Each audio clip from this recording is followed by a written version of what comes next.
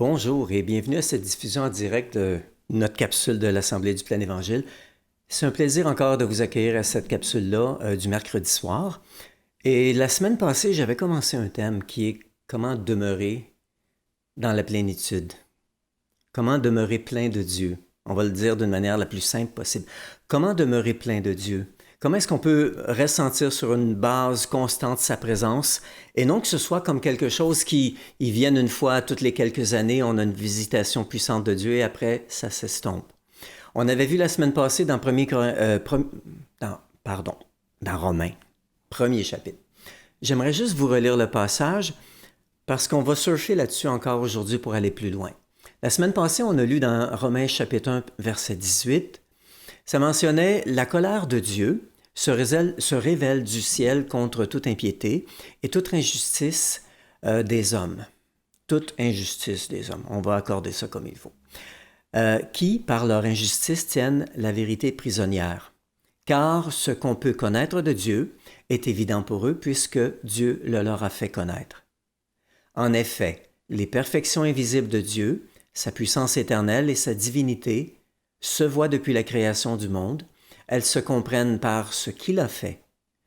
Ils sont donc inexcusables, puisque, tout en connaissant Dieu, ils ne lui ont pas donné la gloire qu'il méritait en tant que Dieu, et ne lui ont pas montré de reconnaissance. Au contraire, ils se sont donc égarés dans leur raisonnement, et leur cœur sans intelligence a été plongé dans les ténèbres. On voit une progression là-dedans. Mais je voulais juste attirer votre attention. On regarde les gens qui ne connaissent pas Dieu, puis on se dit, comment on va faire pour leur amener la connaissance de Dieu?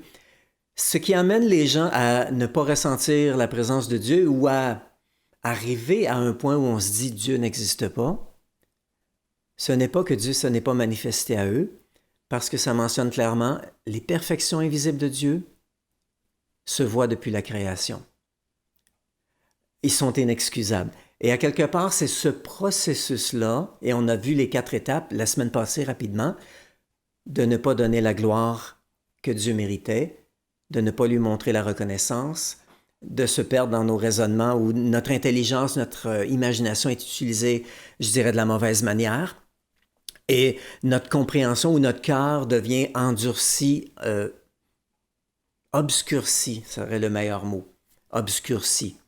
Donc, ces 4 étapes qui éloignent de Dieu au point où on ne ressent plus Dieu et on ne pense pas que Dieu même existe, les mêmes 4 étapes peuvent être accomplies en sens inverse pour nous permettre de constamment vivre la présence et d'avoir cette impression de la plénitude de sa présence sur une base constante. Donc, c'est un peu la revision que je voulais faire. Donc, en fonction de la manière dont on va franchir chacune de ces étapes progressives, ça va nous amener ou bien loin de Dieu, où ça va nous approcher ou nous garder proches de Dieu. Glorifiez Dieu, soyez reconnaissants, reconnaître le pouvoir de notre imagination pour exercer notre foi et avoir un cœur qui est bon, qui reçoit la parole de Dieu. J'aimerais attirer votre attention sur un verset qu'on avait vu. Donc, peut-être avant même, dans Marc, il y a quelque chose de vraiment intéressant dans l'évangile de Marc.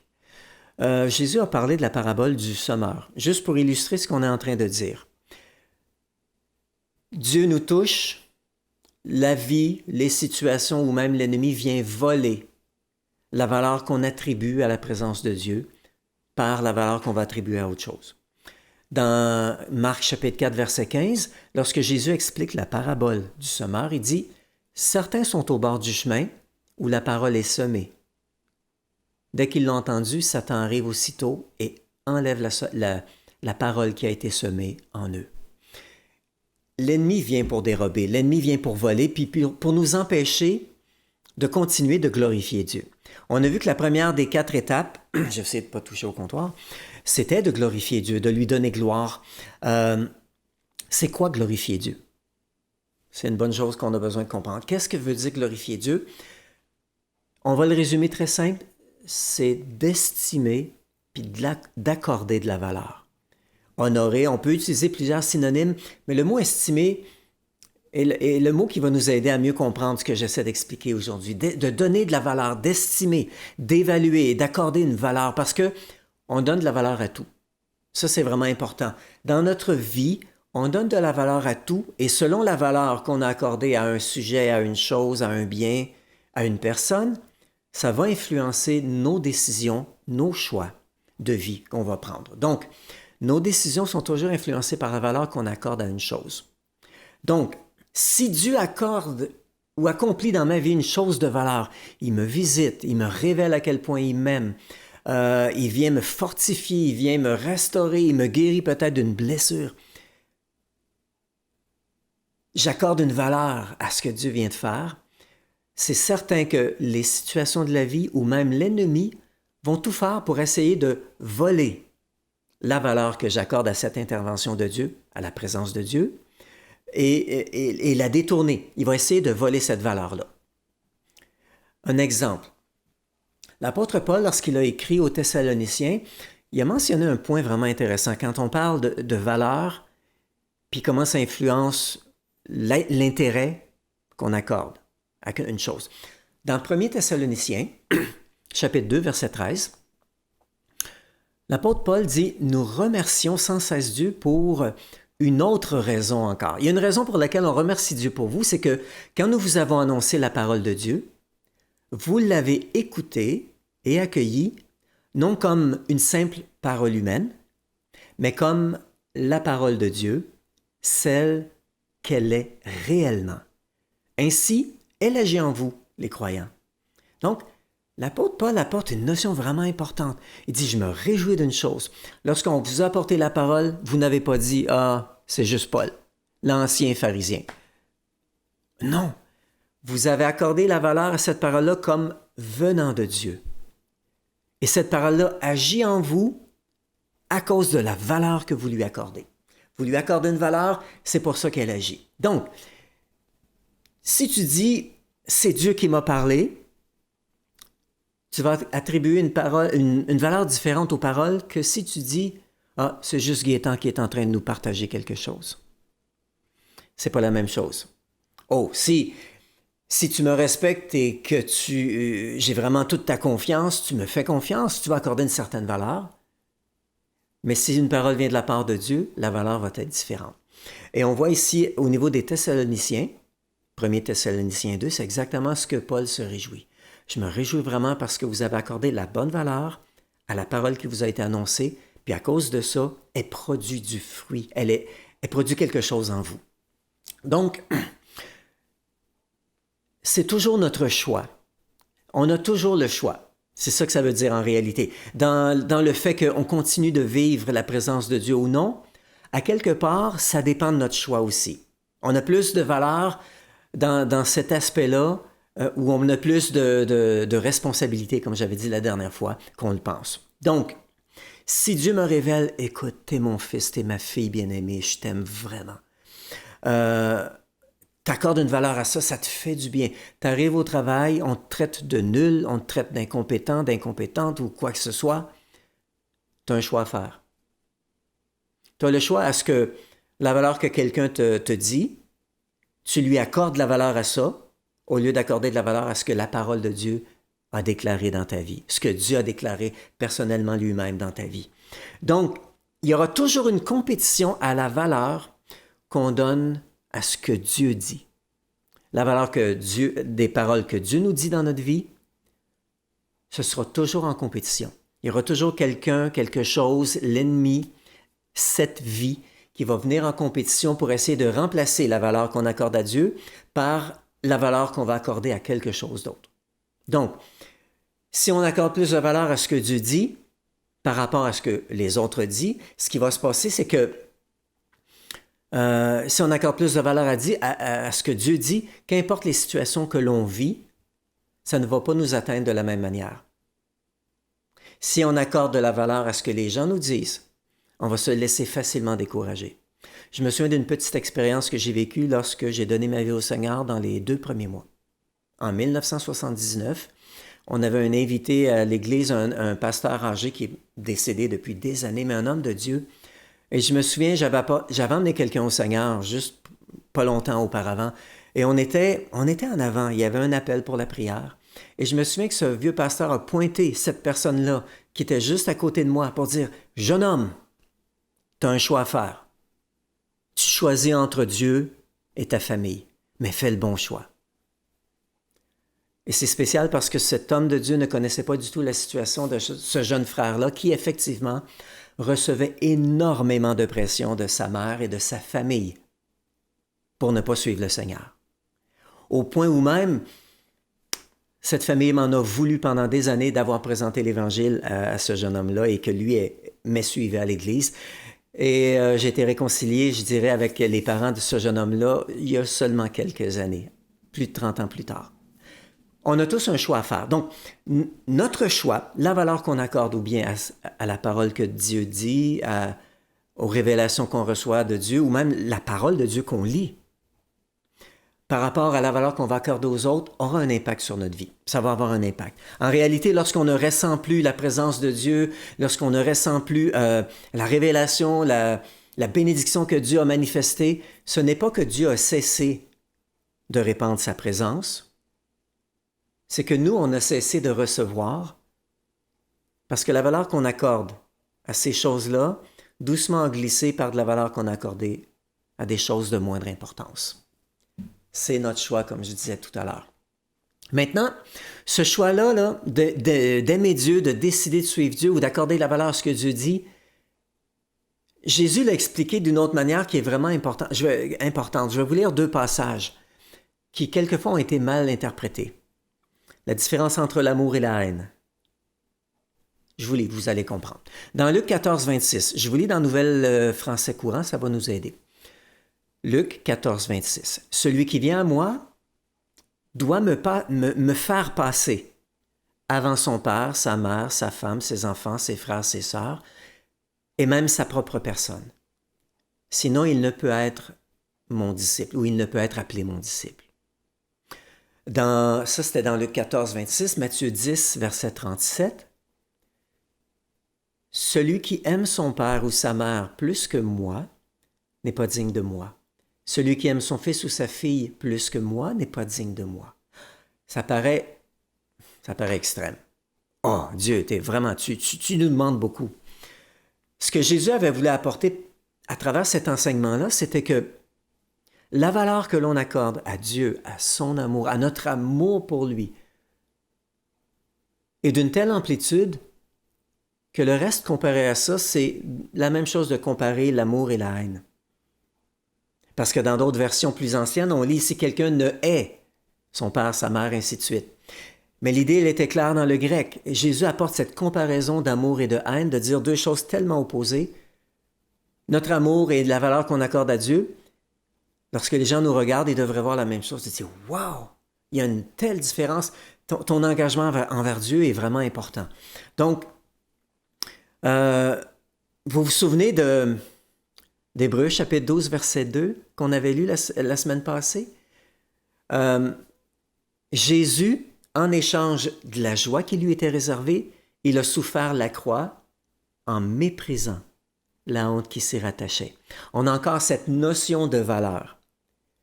Jésus, accordant de la valeur à la joie qu'il allait avoir de voir des milliers de personnes restaurées, réconciliées avec Dieu, a dévalorisé complètement la honte qui est rattachée à la mort sur la croix. Il a valorisé ce que ça allait produire et il a dévalorisé un autre aspect, la honte, pour passer à travers l'épreuve intense à travers laquelle il devait passer, c'est-à-dire le sacrifice sur la croix, qui n'était pas une petite affaire du tout. Donc, vous voyez ce que ça produit? L'apôtre Paul lui-même apporte cette notion-là de valeur quand il parle de lui-même.